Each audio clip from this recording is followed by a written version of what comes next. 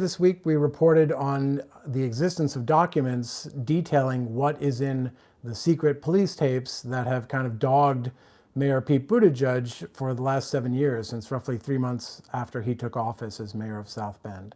And the highlights, if you haven't seen the report, are basically that white police officers are chronicled talking about using Pete Buttigieg's donors to get him to get rid of the black chief who had been in office for, I believe, 4 or 5 years at that point, and about whom they spoke in Ebonics. There were other racist terminologies and rhetoric used. At one point, someone is quoted saying, "It's going to be a fun time when all white people are in charge." So that's one silo of what came out in these documents as we detailed in our report. The other angle is that these documents have dates on them. And the dates indicate that one of them was an internal police report that was filed in January of 2012. And the other were interrogatories, meaning basically a list of questions that attorneys for Pete Buttigieg and the city sent to the woman who heard the recordings back in 2013. In other words, that's when they sent her these questions. And the reason that matters is because they got answers. And even since 2013, Pete Buttigieg has been out there saying, "I don't know what's on these tapes." And he has even said, at least in his book, "I don't even know if legally I can ask." Well, lawyers acting on his behalf did ask back in 2013 in those interrogatories. And so it didn't get, on Fridays here at TYTI Daily, I like to talk about media analysis. And it didn't get a lot of play, the story. It did quite well for me on Twitter. I don't have a big Twitter following, but so for me, the tweets related to it did pretty well. But it didn't get a lot of pickup. The Hill is a congressional newspaper. Excuse me. The Hill is a DC, it's broader than just Congress. They're a DC sort of insider newspaper, and they have their own TV outlet, basically, called Hill TV. And they discussed this report on Hill TV the following morning, and it's gotten pickup here and there on some smaller outlets. And I thought I would talk a little bit about why that might be. And it's easy to sort of say, well, they're biased against TYT, right? They don't trust TYT. TYT just makes stuff up.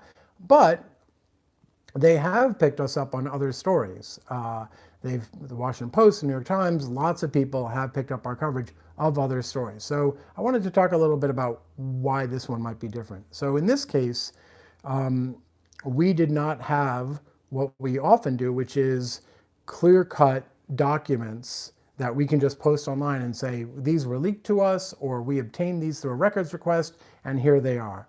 In this case, I wasn't in a position to share entire documents, and so the best I was able to do responsibly was to include screen grabs of the docs. And the Buttigieg campaign, prior to our publication, they said, "Hey, can we see these documents?" Not an unreasonable request, of course.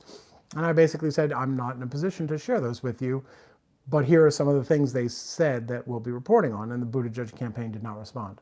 So given all those factors, it's a little bit tougher, I think, for some of these outlets to do this. However, I want to make good on the title of this video, which is Now What? So now what is, we're starting to get additional documents confirming our reporting. So I mentioned that 1 week ago today, actually, in the afternoon, we got this redacted version of, heavily redacted in spaces, of the officer's report, the internal police report that I mentioned earlier, confirming that they had these documents by 2013.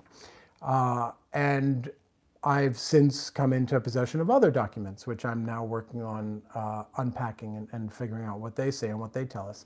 And the other thing I should say is that our reporting did not go unnoticed by political people in South Bend or by other journalists. I happen to know there are people working to confirm this on their own. So the answer to now what is not, well, it's over and done with. I've got more reporting coming, and other people are at least endeavoring to replicate or confirm the reporting that we've done. And again, the most important thing that I can emphasize here is that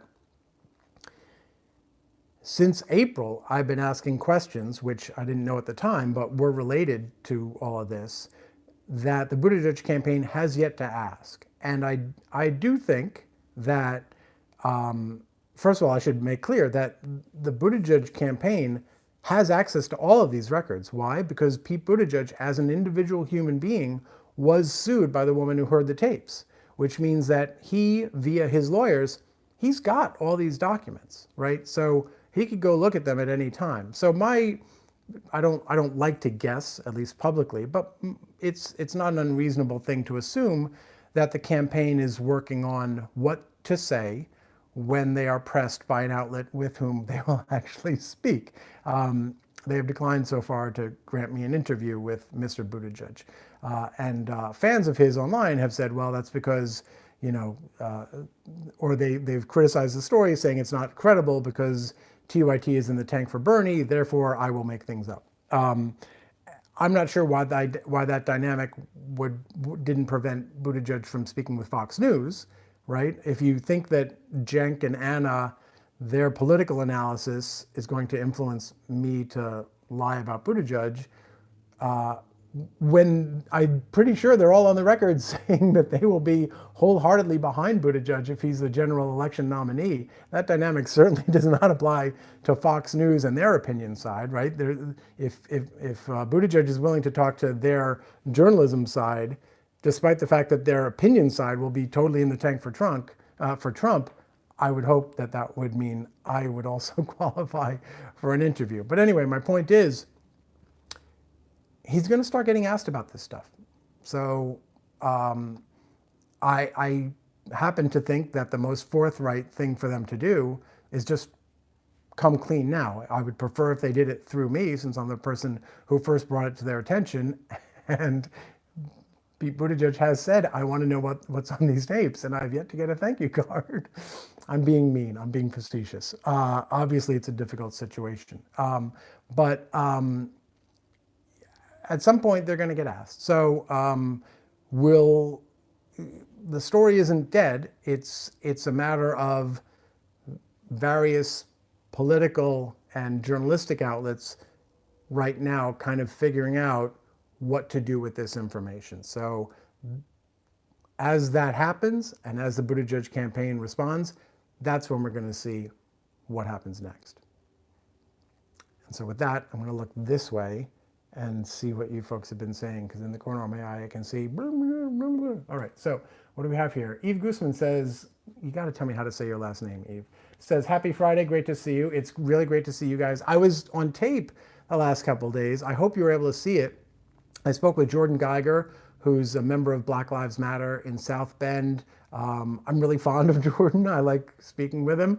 And I've met with him in South Bend, and just find him really thoughtful and nuanced, appropriately nuanced, I think, which is nice to see in anyone. I was going to say, let alone someone so young, but he's a grown man, right? I believe he's in his mid-20s. I'm probably just jealous because he looks so young. Nick Does Doozy says, can the woman who heard the tapes legally discuss publicly what she heard? So she actually did. She gave interviews to local papers at the time before all the lawsuits and legal settlements came out. Now, I don't remember off the top of my head what the legal settlements require from her in terms of confidentiality. And I believe there's also some sort of court order preventing release of information, but I'm not sure how actionable her breaking her silence would actually be. And certainly it seems to me there's nothing preventing any of the people who might have a legal claim to her silence from waiving that claim, right? As far as I can see, there's nothing preventing Pete Buttigieg from saying, I agreed to nullify our legal settlement. Now, I'm not a lawyer. I'm not read on all of this stuff, so it could be that I'm totally pulling this out of my ass.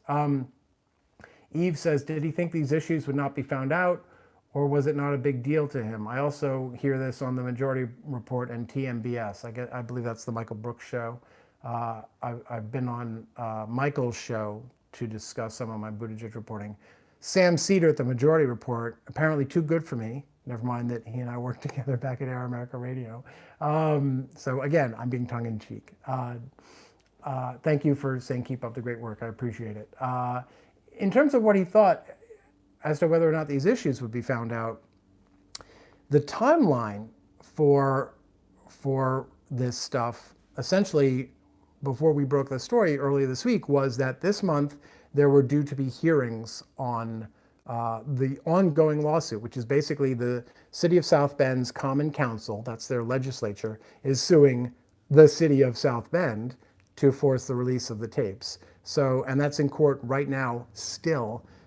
Hearings are expected this month, although it's September 20th, so they might already have happened. And I've just been a bad journalist and haven't checked to see what happened. But if I recall correctly, the expected trial is not due until next summer, when it's likely to be all over but the shouting. So, the other question is, when you say, did he think these issues would not be found out? It's not clear what he knew about was on the tapes. In theory, it's possible that his attorneys, both his city attorneys, and if he had any acting for him on his behalf as an individual, maybe they didn't tell him any of this stuff? Don't know. Dave C. says, pace yourself with reporting on this.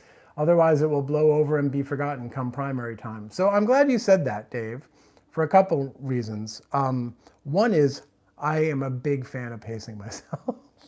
No, actually, I'm being, again, facetious. I'm just in a mood today. But I've been reporting on, or at least researching, my first report on this, on Buttigieg and his, related to his record as mayor and as a political candidate, came out in April. So I would hardly say that I'm rushing all too much. But the other thing I should say, Dave, here is, and I apologize if you and I are about to fight, but I tend to think there should be, let me start again. I very much started looking into Pete Buttigieg because he was a presidential candidate who had a chance, and therefore people might be interested in and pay attention to stories about him.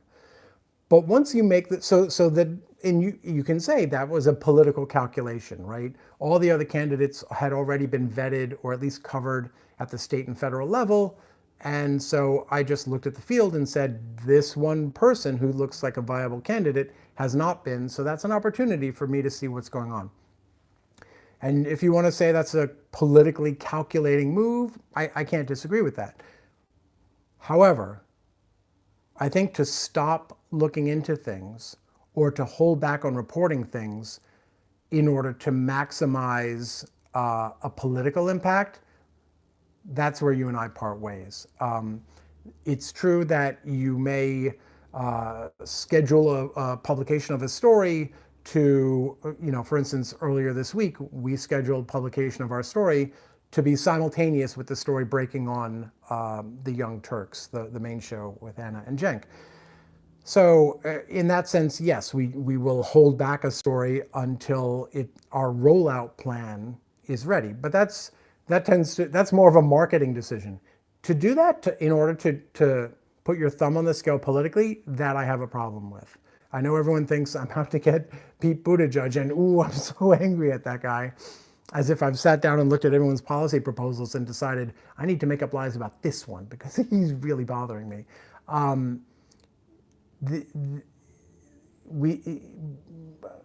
Whether or not that's true, to time the rollout of it because you think it'll hurt him more, that to me does a disservice to journalism and to your readers or viewers, but also to the people who need this information. Like, if you go back and read my original story, it's way too long. It's much longer than a national story needs to be. And part of the reason it is so long is because not all the information in there is for a national audience. A lot of it is for a South Bend audience.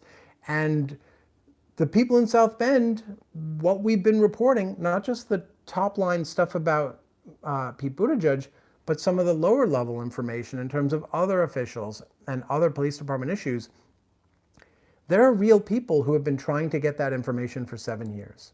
And to withhold that from them, to deny that to them, to in pursuit of not a journalistic goal, but a political goal, that to me is a bad thing.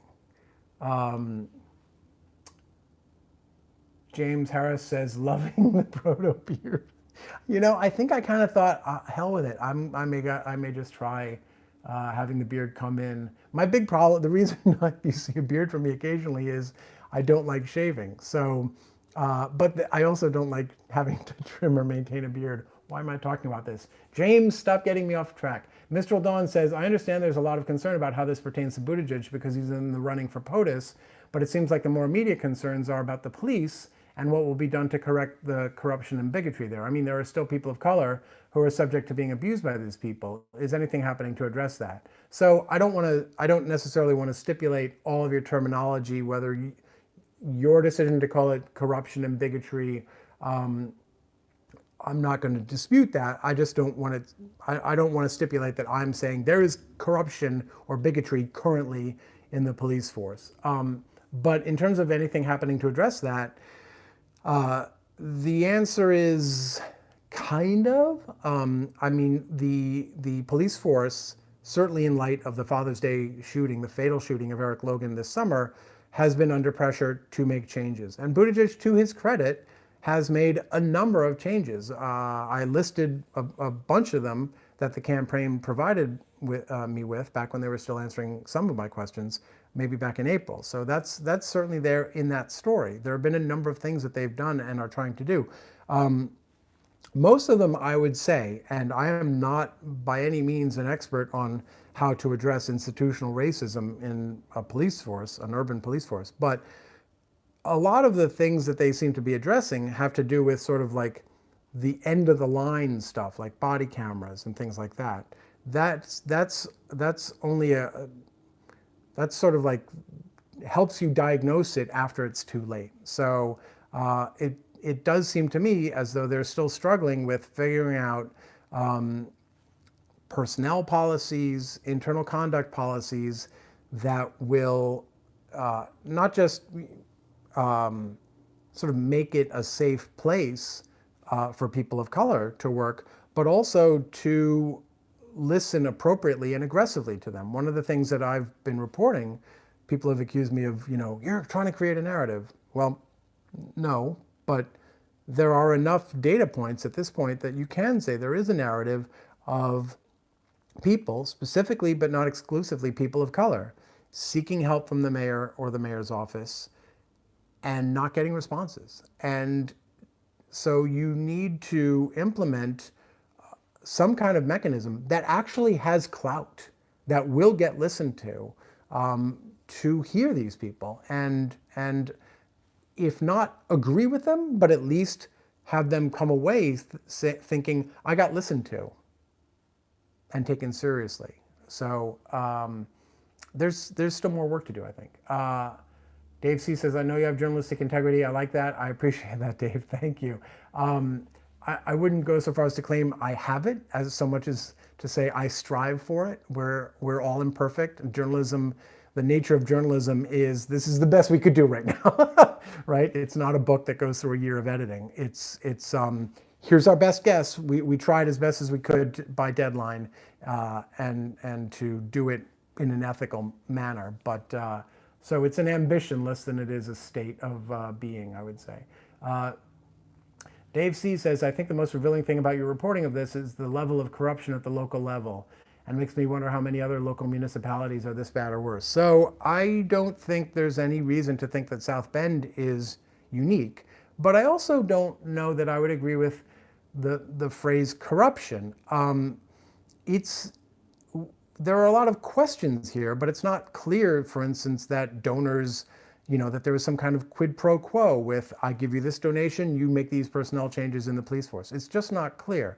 If you're talking about corruption in the broadest sense of, money buys access, certainly I think that's the case. But I should also say that as far as I can tell, and I did some reporting on this back in April, Indiana's campaign finance laws are kind of hilarious, both in terms of enforcement, but also in terms of the amounts of the checks you're allowed to write. It's kind of crazy. There are a lot of people in the South Bend and Indiana area who are giving a lot less to Pete Buttigieg, the presidential candidate, than they've been able to give to Pete Buttigieg, the mayoral candidate. Daniel S. says, stop calling us people of color. We have a name and it's not of color. So Daniel, I apologize. When you say we have a name, can you be more specific? Because I didn't, obviously the gist of this story is about black people, but I was trying to speak to the issue of not just black people. So if there's a preferable terminology, I hope you'll let me know. Sean King says, unrelated, can you pass this on to Jenk? Do you know how many years making $50,000 a year it would take to earn $1 billion? 100 years, 500? Try 20,000 years. This framing of $1 billion is fresh. Okay, sure. KIP or KLPI79 says never. I'm not sure in what response. DLJ says at the root is the question, what are police for? I think that's a really profound question. Let me finish what DLJ says. As an emergency service provided to the people within the community, or as security protecting the environment's property from risk, it says out with, maybe meant without. And I do think that because we have not, as a society, sort of grappled with needs that are not of a policing nature, police and also firefighters, and I don't like the term first responders, but other emergency services personnel too often have become a place of first resort. I was a reporter in Brooklyn back in the, and at a certain point, I was allowed to see the incident reports that would come in, and I learned a new acronym, which was EDP, which stood at the time for emotionally disturbed persons. And it became very clear to me at the time that police were responding to calls involving someone who was not a criminal. They might have been behaving in a potentially criminal manner, but these were literally emotionally disturbed people. And it's, I think, a not unreasonable thing to suggest that when people are acting problematically because of an emotional disturbance they're experiencing at the time, there's a spectrum of responses. And police might be on one end, an emotionally disturbed person with an AK-47, that probably requires a police response. An emotionally disturbed person walking down the street yelling at people, maybe not. De-escalation is an important thing that I hope most police are taught, and some police, I should say, are crazy good at it, but not all are, and they're not all taught it. And we are in a culture now where de-escalation is seen as taking something not seriously. Everything is supposed to be a big effing deal, right? See something, say something. We've just deputized everyone to act on every stupid paranoid impulse they have. So I don't remember what the question is, but yeah. Okay. DLJ says, I meant out with. So maybe I've just learned a new word. Thank you, DLJ. Eve Gussman says, a lot of Mexicans live in South Bend too. So yes, lots of people of color. Eve, are you in South Bend? If you are, if anyone is, please let me know. I'm always curious to hear from folks there. Marshall Crenshaw. Really? Really, Marshall Crenshaw? Because if so, cool and welcome, thanks. If it's just a tribute to Marshall Crenshaw, then well done. Says, has Pete's campaign contacted you or your team about the story yet? So we contacted them prior to reporting on it. And I think I said earlier, they responded saying, something like, I'm paraphrasing, so forgive me if I get it wrong. They said something like, we know that you don't mind printing rumors that you can't prove. So I hope, so we'd like to see these documents for ourselves first. So I sent them not the documents, but additional quotes. I had already sent some. I sent them quotes and additional things that we would be reporting. And then since then, no, we've not heard back. Sean King says, have you noticed the mainstream media picking up on your reporting and broadcasting segments on the issue? I talked about this earlier. Hill TV, their morning show Rising, Crystal Ball did a segment on it. And I do know that there are, or at least is, at least one other person I believe is trying to confirm our reporting. And again, it shouldn't be too hard. You don't need the documents. All you need to do is ask the Buttigieg campaign, is this true? And if they say no, total lies, made up, Jonathan Larson has suddenly learned to use Photoshop and was able to do these, or in which case it's dead, and maybe you write a story about what a liar I am, but that's one option. The other option is they decline to say anything, in which case if you're a journalist, you go, well, that's interesting. And the other possibility is that they confirm and say, yes, it's true. In which case, my guess is there would be some follow-up questions, if not from me, then from the person who asked them. But again, like the media could have this story in 5 minutes just by making that phone call. And you know, there are also people online just seeing the story who are asking via Twitter, what's true here, folks? We'd like to know what's true. So my guess is that it's going to get more mainstream coverage, and whether that's on its own inertia or because people continue to ask for clarification or not, I don't know, we'll see. CC, I hope I'm pronouncing that correctly, says, CC Drake says, it's not a corruption issue, it's racism within the police department, and since they're protected by the badge, it's swept under the rug. Mr. Elder, I think that's Mr. Elder as opposed to Eider, said, Trump gets a second term, we will be in more wars, and Bibi lost his election in Israel. Mr. Dawn says, to your knowledge, has there ever been a municipality that required periodic psychiatric evaluations for police officers to monitor for burnout and for dehumanizing ideology towards the community they serve? It seems like this would be the only way to reliably prevent this type of behavior, coupled with appropriate training, of course. My knowledge on this is virtually nil, so it doesn't mean a lot that no, I have not. I'm not aware of that.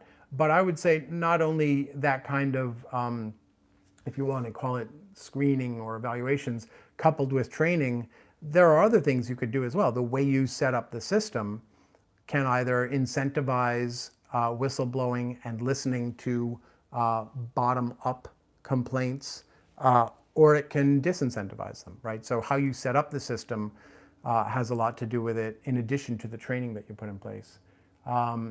Marshall Crenshaw says, yeah, my parents named me independently of the 80s artist. In which case, I'm so sorry. You must get this all the time, and I apologize for being yet another dude to do that to you. But I think it's cool that you're going with. Caranola says, Dag, look how hard it is to get mainstream guys to make the kind of simple phone call Edward R. Murrow or Walter Cronkite would have fought to make on their own. Grr.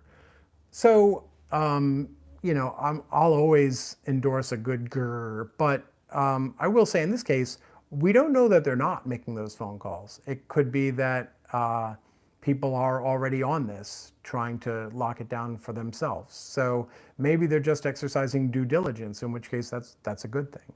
They're, you know, so I will say that based on my own experience in cable news shows don't actually like to break news. That's not, if you watch any cable news show, you will notice that 99 times out of 100, they're not breaking a story unless it's something like, you know, there's a car chase happening. Breaking news that we've got a camera pointed at something, or a press conference, you know, Mark Sanford retiring or walking the Appalachian Trail, that kind of thing. But very rarely do you see, you know, Rachel Maddow does it sometimes. She did it with those Trump tax records that she had at some point. But Rachel's the exception, and that segment was the exception. For the most part, you know, when I did it on shows where I worked, it was clear that the system was not especially happy about the fact that I was breaking a story. You know, no one in my annual evaluations was like, that was great, keep doing that. Mr. Elder asked me a question about Israel, which I won't be answering just because I'm not informed. And Sean King says, if my reading into this scandal if my reading into this scandal is accurate, the best case scenario for Pete is that he was so easily manipulated and ignorant to let all of this happen right under his nose, low bar. I think that it's possible there may be other better case scenarios, but I will also say in his defense that he just got into office. The people around him didn't have a lot of experience with this kind of thing. So I think there's an argument to be made for maybe not excusing certain things, but making room for the possibility that he grew after the fact. What makes that, I think, difficult for people inclined to give him the benefit of the doubt is there hasn't really been sort of a transparent reckoning of any conversations that he was having in 2011 about changes at the police force, who he was having them with, how he chose who to have them with, who he didn't speak to about that issue. So I think the more time that goes on that we don't see forthrightness and transparency about this stuff. Like, it's one thing to just sort of dismiss TYT's reporting as rumors. Okay, well, some rumors are true, and if they think it's not true, then they should say so. But if they have reason to believe or know that it is true, well, then they really should say so. And if me, a couple weeks ago, having brought this to their attention, means that they confirmed it and are still not saying, yes, this is true, that falls into a different category of behavior. Mr. Dawn says, yeah, I'm inexperienced and I don't know how to compensate by picking advisors who have the expertise I lack as a ringing endorsement for someone who wants to be the most powerful person in the world. Well, but that was 7 years ago, right? I think he's got a not unreasonable case to say, I grew in the role. I learned some hard lessons. And he does say that, to his credit, in the book. He says, I made mistakes early on. And in fact, I raised the point in the article that he says that the police force he inherited was one defined by cliquishness and political relationships. And then he gets rid of the popular black chief, and the interim chief he puts in there had a political relationship with his lead attorney on this issue, and had been the police chief back in the 80s. So it was political relationships all over the place. So you can certainly make the case those aren't the actions of someone who's trying to change the department from being defined by political relationships. But when he then does appoint a permanent replacement for the black chief, Darrell Boykins, he goes all the way to Massachusetts. He conducts a national search. So I think there's evidence for him to make a case that I learned a lesson, and once I got my feet on the ground, I did conduct sort of a more data-driven, like he likes to talk about big data and stuff like that, a data-driven, more objective national search. Now, that might raise questions about how that search was conducted or how that chief performed, and I've done some reporting on that regard as well. But I think it's not nuts for him to make the case of, hey, I did resort to a very different style of finding a chief, one who did not have political connections, once I kind of learned my lesson and got my sea legs. Mr. Elder says, TYT doesn't have you on much. They should have you on more. You're good at your job. Well, thank you very much, Mr. Elder. That's very kind of you to say. And you're also right that Cenk should have me on more, and he's a terrible human being for not doing so. That's a joke, folks. Sean King says, if this happened under Bernie when he was the mayor of Burlington, do you think the mainstream media would be so reserved and uninterested in the matter? No. Well, I mean, it would depend on how it came out.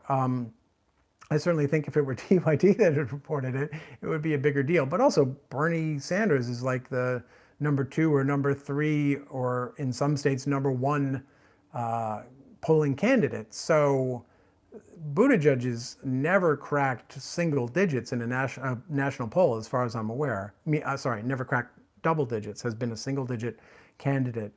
Perhaps in some state polls that I haven't seen has gotten into double digits, but it makes sense. I think it's defensible that that media have a disproportionate focus on the top running candidates. That I'm okay with that.